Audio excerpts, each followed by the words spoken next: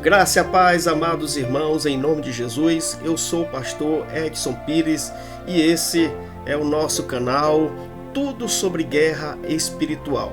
Quero mandar um abraço para todos os discípulos, pastores da Igreja Manancial de Vida, para todas as igrejas e também em especial para os meus alunos do curso Autoridade do Crente na Batalha Espiritual.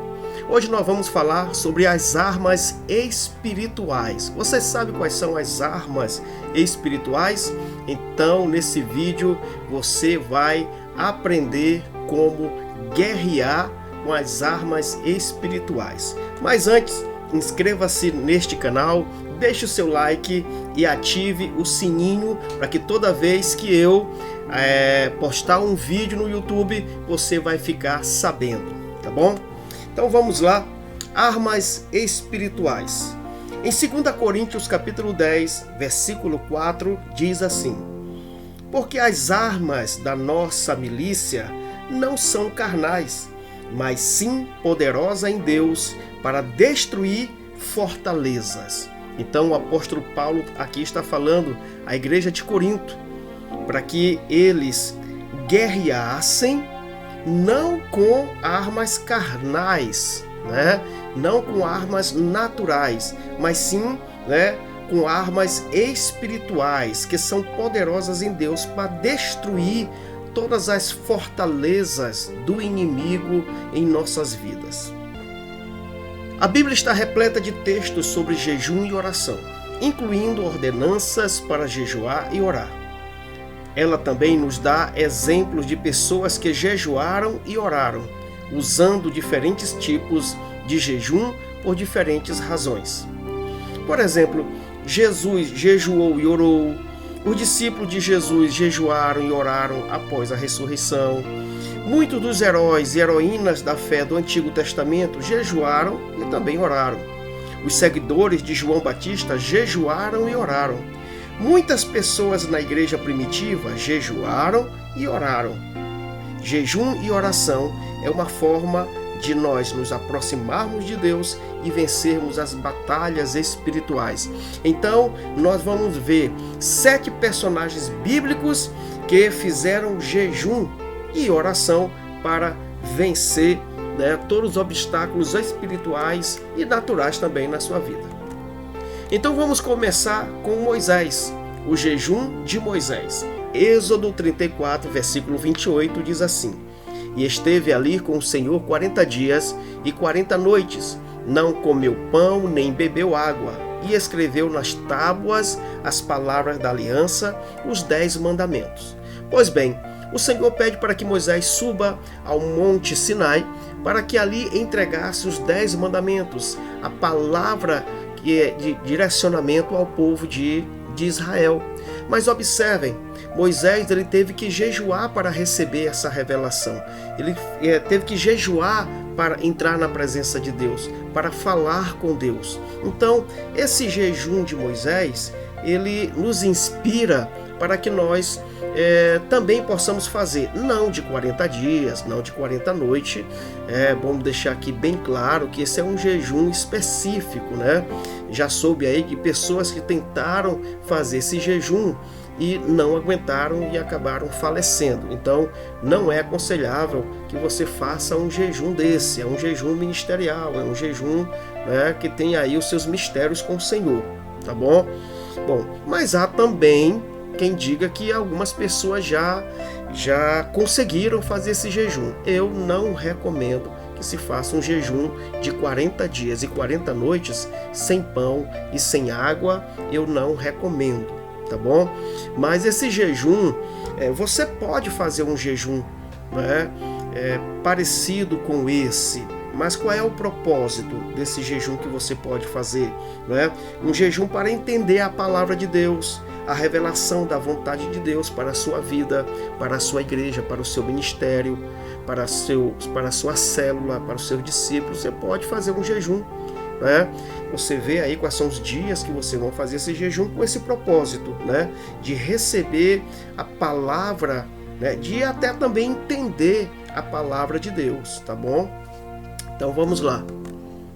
O segundo jejum é o jejum de Samuel e de toda a casa de Israel. Vamos lá, 1 Samuel capítulo 7, versículo 6 diz: E congregaram-se em Mispá, e tiraram água, e derramaram perante o Senhor, e jejuaram aquele dia, e disseram ali: Pecamos contra o Senhor. E julgava Samuel os filhos de Israel em Mispá. Bom, dentro desse contexto aqui, o povo de Israel estava adorando outros deuses, estavam se prostrando diante de outros deuses. Então, o profeta Samuel falou para que eles jejuassem e orassem, para que eles se arrependessem do mal que eles tinham feito em ter abandonado a Deus. Então, Samuel os traz para uma nova congregação diante do Senhor, né? Mas para isso eles tiveram que jejuar e que orar. Mas que jejum é esse? Jejum para ajudar na conversão de pessoas. Pessoas que estão aí na idolatria, pessoas que estão afastadas de Deus. Então você pode fazer esse jejum por essas pessoas, né? Para que elas possam voltar e se converter ao nosso Senhor.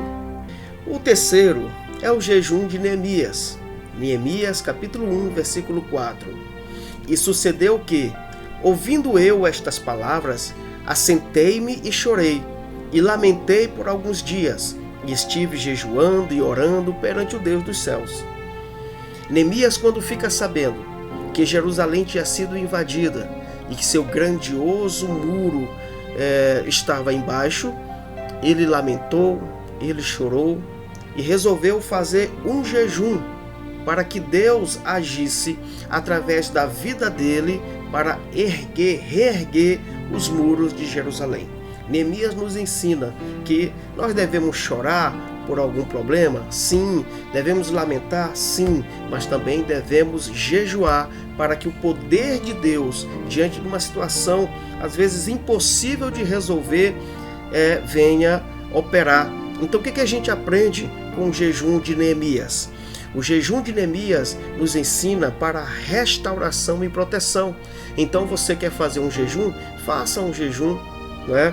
Faça um jejum inspirado na história aqui de Neemias, para restaurar a sua família, para restaurar a sua casa, a sua vida espiritual, e pedindo proteção para Deus, porque muro representa proteção, tá bom? E para que Deus haja contra os inimigos que querem, de certa forma, invadir alguma coisa sua e da sua vida ou da sua família, tá bom? O quarto jejum é o jejum de Esdras. Esdras capítulo 8, versículo 21. Então apregoei ali um jejum junto ao rio Ahava, para nos humilharmos diante da face de nosso Deus, para lhe pedirmos caminho seguro para nós, para nossos filhos e para todos os nossos bens. Então, Esdras, enquanto Neemias fazia um jejum para erguer os muros, para voltar à proteção física de Jerusalém, Esdras, ele é responsável pelo muro espiritual. Ele traz o povo que estava cativo para Jerusalém e ali ele faz um jejum para que Deus pudesse dar proteção para eles, seguro nessa viagem que eles iam fazer, né, ali para Jerusalém, para proteger a família dele e também os bens, tá bom? Esdras, ele é responsável por uma edificação espiritual do povo de Deus. Então, que tipo de jejum Esdras nos ensina, né, e nos inspira? Bom, jejum de restauração espiritual para a família, para viajar, para fazer uma obra missionária. Então você pode estar fazendo, de repente você está se sentindo desprotegido espiritualmente, de repente você está espiritualmente fraco, então você precisa levantar, entre aspas, esse muro, né? Esse muro espiritual. Então o jejum para a sua vida espiritual, ela é muito importante. O quinto é o jejum de Daniel. Em Daniel capítulo 10, versículo 3 diz: Alimento desejável não comi, nem carne nem vinho entraram na minha boca, nem me ungi com unguento, até que se cumpriram as 3 semanas. Bom, A gente sabe que Daniel é um exemplo. Quando ele é levado de Jerusalém para a Babilônia, logo no início, ainda muito menino, ele se recusa a comer as comidas consagradas aos deuses, né, de Nabucodonosor, o imperador da Babilônia. Então ele se recusa ali se contaminar e ele faz um jejum de legumes, né? E ele alcança a graça, ele alcança a sabedoria, ele alcança a revelação de Deus, né? Mas nesse caso aqui específico, em Daniel capítulo 10, versículo 3, ele faz um novo jejum, né, para que ele tivesse uma revelação. Ele estava passando por uma guerra espiritual muito grande, ele precisava de uma revelação divina, de uma revelação celestial, tanto, né, que um anjo veio até ele para dar essa revelação. Então Daniel aqui nos ensina a fazer jejum de guerra espiritual e também para termos revelações divinas, para termos revelação dos céus, né? Para que os anjos possam nos revelar, estar conosco nessa guerra. Então é necessário que se faça um jejum para que a gente possa entrar através das nossas orações de jejum nas regiões celestiais para alcançar ali, né, a resposta de Deus para uma determinada guerra espiritual que nós estamos porventura passando. O sexto jejum é o jejum de Paulo e Barnabé. Em Atos capítulo 14, versículo 23 diz: E havendo-lhes por comum consentimento eleito anciãos em cada igreja, orando com jejuns, os encomendaram ao Senhor em quem haviam crido. Paulo e Barnabé estavam numa missão apostólica. Então era necessário que eles fizessem jejum e oração para que Deus lhe desse sabedoria para organizar a igreja. Ali eles estavam preparando uma liderança, ali eles estavam preparando obreiros, ungindo, né, pessoas. O texto aqui fala que eles elegeram alguns anciãos para cada igreja. Então eles estavam ali numa missão apostólica de organização da igreja, e por isso eles faziam jejum com toda a igreja. Então a gente pode aqui considerar esse jejum de Paulo e Barnabé um jejum coletivo, onde os pastores podem convocar a igreja para que haja crescimento, organização da igreja, com todos os discípulos, todos os obreiros também. Então é um jejum para o evangelismo, é um jejum para os líderes, é um jejum pela própria igreja, pela organização, pela ordem da igreja, né? Então é um jejum apostólico. E o sétimo e último jejum é o do nosso próprio Jesus Cristo. Mateus capítulo 4, versículo 1 ao 2 diz: Então foi conduzido Jesus pelo Espírito ao deserto, para ser tentado pelo diabo. E tendo jejuado 40 dias e 40 noites, depois teve fome. Então, o jejum de Jesus é o jejum sacrificial por toda a humanidade. Era um jejum divino, santo, sacerdotal, o jejum da entrega, não é? O jejuar pelo amor a toda a humanidade. Bom, Jesus nos ensina aqui o dever que nós temos de jejuar. Sendo ele filho de Deus, ele jejuou. Jesus aqui nos ensina que enquanto estivermos nessa terra, enquanto estivermos fazendo a obra de Deus, é necessário que nós tenhamos uma vida de oração. Então Jesus, ele faz esse jejum de 40 dias e 40 noites para vencer por todos nós as guerras espirituais. Quando Satanás ele vem tentar Jesus, Jesus está em jejum. Então isso é uma prova que nós podemos vencer as guerras espirituais, as tentações em jejum, em oração e também, não é, diante da palavra de Deus. Então esse jejum é um jejum do sacrifício, é o jejum da entrega, é um alto nível de jejum que, assim como Moisés também fez, Jesus faz este jejum, nos ensinando que é necessário, antes de qualquer coisa, antes de começarmos o ministério, antes de fazermos a obra de Deus, antes de fazermos qualquer coisa para o Senhor, não é? Nós precisamos fazer jejum e oração para que Deus venha nos dar revelação, venha nos dar vitória, venha quebrar as fortalezas, ok?